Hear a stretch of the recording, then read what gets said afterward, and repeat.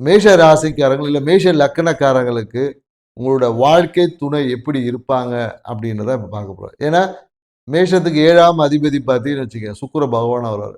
கண்டிப்பாக உங்கள் மனைவி ரொம்ப கிரியேட்டிவிட்டியா இருப்பாங்க. சமைக்கக்கூடிய ஆ ரொம்ப டேஸ்டியா சமைக்கக்கூடிய ஒரு நபரா இருப்பாங்க. கணவர்னா கணவர், மனைவினா மனைவின்னு எடுத்துக்கணும். ஆண், பெண்.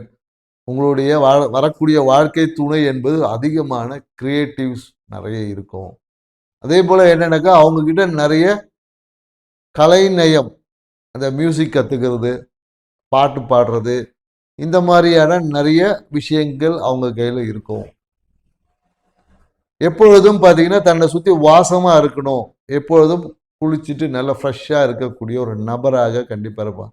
எப்பொழுதும் அவங்கள சுத்தி ஒரு வாசனை தன்மை இருக்கும்.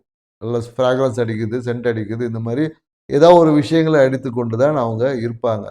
எப்பொழுதும் முகம் வந்து ரொம்ப லக்ஷ்மி கடாட்சமாக இருக்கும். இப்படிதான் மேஷ ராசிக்காரர்களுக்கு பார்த்தீங்கன்னா, வாழ்க்கை துணை அமையும்.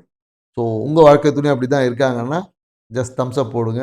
எங்க சேனல சப்ஸ்கிரைப் பண்ணுங்க, லைக் போடுங்க. நாளைக்கு ரிஷப ராசிக்காரங்களுக்கு வாழ்க்கை துணை எப்படி அமையும்னு டீட்டெயிலா பார்க்கலாம். நன்றி.